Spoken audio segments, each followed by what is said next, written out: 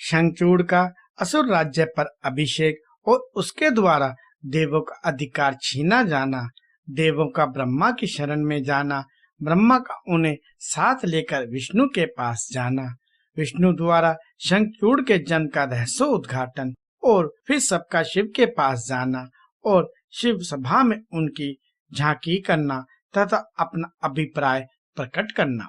सनत कुमार जी कहते हैं, महर्षि जब शंखचूड़ ने तप करके वर प्राप्त कर लिया और वह विवाहित होकर अपने घर लौट आया, तब दानवों और दैत्यों को बड़ी प्रसन्नता हुई।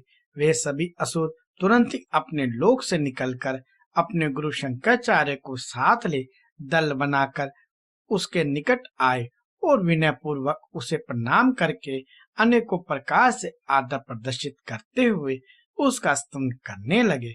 फिर उसे अपना तेजस्वी स्वामी मानकर अत्यंत प्रेम भाव से उसके पास ही खड़े हो गए। उधर दम कुमार शंखचूड़ ने भी अपने कुलगुरु शुक्राचार्य को आया हुआ देखकर बड़े आतुर और भक्ति के साथ उन्हें साष्टांग प्रणाम किया। तदंतर गुरु शुक्राचार्य ने समस्त असुरों के साथ सलाह करके उनकी सम्मति से शंखचूड़ को दानवों तथा असुरों का अधिपति बना दिया।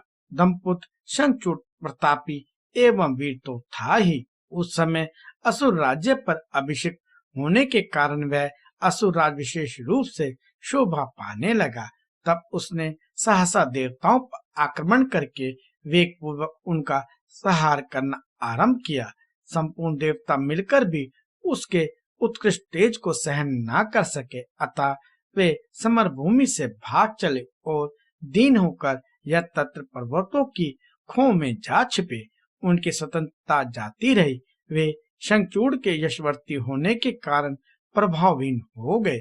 इधर शूरवीर प्रतापी दम कुमार दानवराज शंखचूड़ ने भी संपूर्ण लोकों को जीतकर देवताओं का सारा अधिकार छीन लिया। वह त्रिलोकी को अपनी अधीन करके संपूर्ण लोकों पर शासन करने लगा और स्वयं इंद्र बनकर सारे यज्ञ भागों को भी हड़पने लगा तथा अपनी शक्ति से कुबेर, सोम, सूर्य, अग्नि, यम और वायु आदि के अधिकारों का भी पालन कराने लगा। उस समय महान बल पराक्रम से संपन्न महावीर शंखचूड़ समस्त देवताओं, असुरों, दानवों, राक्षसों, गंधर्वों, नागों, किन्नरों, मनुष्य तथा त्रिलोकी के अन्य प्राणियों का एक छत्र सम्राट था। इस प्रकार महान राजराजेश्वर शंखचूड़ बहुत वर्षों तक संपूर्ण भुवनों के राज्य का उपभोग करता रहा। उसके राज्य में न अकाल पड़ता था, न महामारी और न अशुभ ग्रहों का ही प्रकोप होता था। आदि व्याधियां भी अपना प्रभाव नहीं डाल पाती थी। वो सारी प्रजा सदा सुखी रहती थी। पृथ्वी बिना जोते ही अनेकों प्रकार के धान्य उत्पन्न करती थी। नाना प्रकार की औषधियां उत्तम उत्तम फलों और रसों से युक्त थी। उत्तम उत्तम मुनियों की खदानें थी। समुद्र अपने तटों पर निरंतर ढेर के ढेर रत्न बिखेरते रहते थे। वृक्षों में सदा पुष्प फल लगे रहते थे। सरिताओं में सुस्वादु नीर बहता रहता था। देवताओं के अतिरिक्त सभी जीव सुखी थे। उनमें किसी प्रकार का विकार नहीं उत्पन्न होता था। चारों वर्णों और आश्रमों के सभी लोग अपने अपने धर्म में स्थित रहते थे। इस प्रकार जब वह त्रिलोकी का शासन कर रहा था, उस समय कोई भी दुखी नहीं था। केवल देवता भरा 2 वर्ष दुख उठा रहे थे। मुने महाबली शंखचूड़ गोलोक निवासी श्री कृष्ण का परम मित्र था। साधु स्वभाव वाला वह सदा श्री कृष्ण की भक्ति में निरत रहता था। पूर्व शावक उसे दानव की योनि में जन्म लेना पड़ा था, परंतु दानव होने पर भी उसकी बुद्धि दानव की सी नहीं थी। प्रिय व्यास जी तदंतर जो पराजित होकर राज्य से हाथ धो बैठे थे, वे सभी सुरगण तथा ऋषि परस्पर मंत्रणा करके ब्रह्मा जी की सभा को चले। वहां पहुंचकर उन्होंने ब्रह्मा जी का दर्शन किया और उनके चरणों में अभिवादन करके विशेष रूप से उनकी स्तुति की। फिर आकुलता पूर्वक अपना सारा वृत्तांत उन्हें कह सुनाया। तब ब्रह्मा जी उन सभी देवताओं तथा मुनियों को ढाढ़स बंधाकर उन्हें साथ ले सत्पुरुषों को सुख प्रदान करने वाले वैकुंठ लोक को चल पड़े। वहां पहुंचकर देवगणों से ब्रह्मा ने रमापति का दर्शन किया। उनके मस्तक पर किरीट सुशोभित था, कानों में कुंडल झलमला रहे थे और कंठ वनमाला से विशोभित था। वे चतुर्भुज देव अपनी चारों भुजाओं में शंख, चक्र, गदा और पद्म धारण किए हुए थे। श्री विग्रह पर पीताम्बर शोभा दे रहा था और सन्नादि सिद्ध उनकी सेवाओं में नियुक्त थे।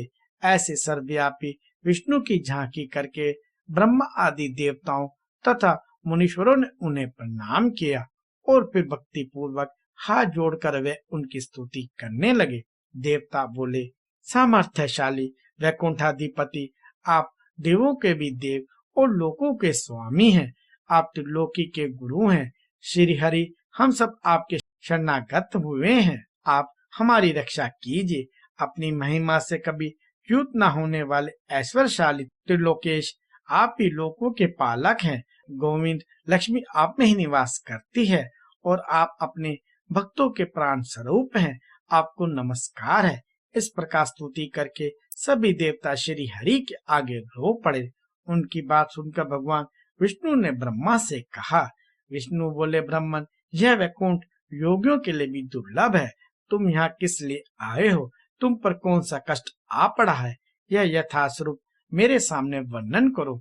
सनत कुमार जी कहते हैं, मुने, श्री हरि का वचन सुनकर ब्रह्मा जी ने विनम्र भाव से सिर झुकाकर उन्हें बारंबार प्रणाम किया और अंजलि बांधकर परमात्मा विष्णु के समक्ष स्थित हो देवताओं के कष्ट से भरी हुई शंखचूड़ की सारी करतूत कह सुनाई। तब समस्त प्राणियों के भाव के ज्ञाता भगवान श्री हरि उस बात को सुनकर हंस पड़े और ब्रह्मा से उस रहस्य का उद्घाटन करते हुए बोले।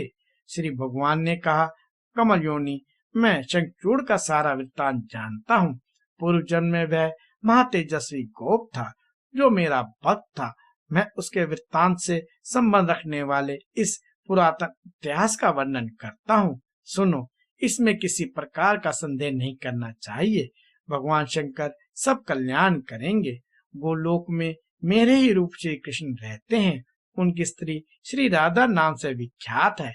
वह जगत जननी एवं प्रकृति की परमोत्कृष्ट पांचवी मूर्ति है।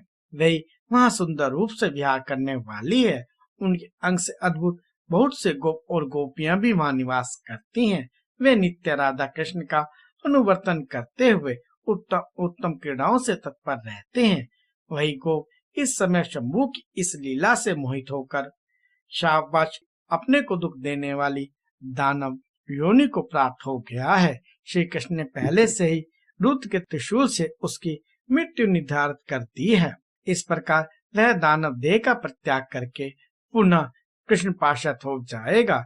देवेश, ऐसा जानकर तुम्हें वह नहीं करना चाहिए। चलो हम दोनों शंकर की शरण में चलें। वे शीघ्र ही कल्याण का विधान करेंगे और हमें तुम्हें तथा समस्त देवताओं को निर्भय हो जाना चाहिए। सनत कुमार जी कहते हैं, मुने, यूं कहकर ब्रह्मा सहित विष्णु शिव लोक को चले। मार्ग में वे मन ही मन भगवत्सल सर्वेश्वर शंभू का स्मरण करते जा रहे थे। व्यास जी, इस प्रकार वे रमापति विष्णु ब्रह्मा जी के साथ उसी समय उस शिवलोक में जा पहुँचे जो महान दिव्य, निराधार तथा भौतिकता से रहित है। वहां पहुंचकर उन्होंने शिव जी की सभा का दर्शन किया। वहां ऊंची एवं उत्कृष्ट प्रभाव वाली सभा प्रकाशयुक्त शरीरों वाले शिव पार्षदों से घिरी होने के कारण विशेष रूप से शोभित हो रही थी। उन पार्षदों का रूप सुंदर कांति से युक्त महेश्वर के रूप के सदृश था। उनके 10 भुजाएं थी, 5 मुख और 3 नेत्र थे।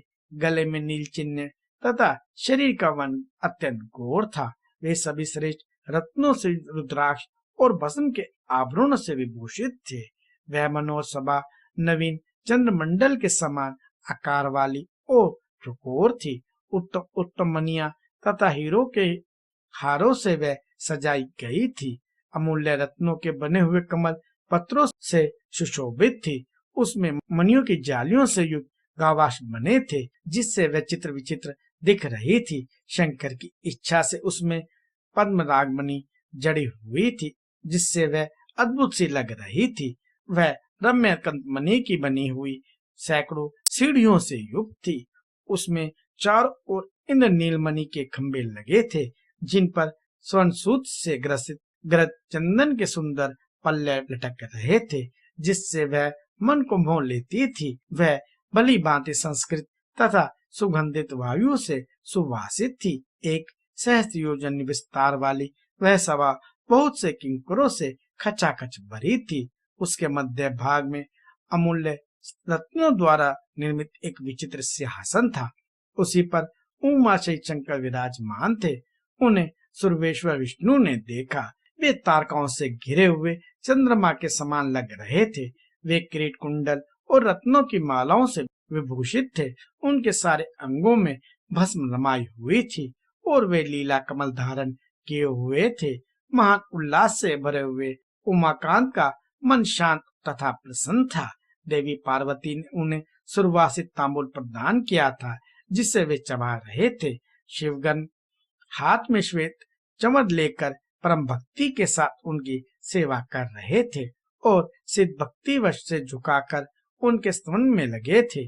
वे गुणातीत परेशान त्रिदेवों के जनक, सर्वव्यापी, निर्विकल्प, निराकार, स्वेच्छानुसार साकार, कल्याण स्वरूप, माया रहित, अजन्मा, आद्य, माया के अधीश्वर, प्रकृति और पुरुष से भी परात्पर, सर्वसम्मत, परिपूर्णतम और समता युक्त हैं।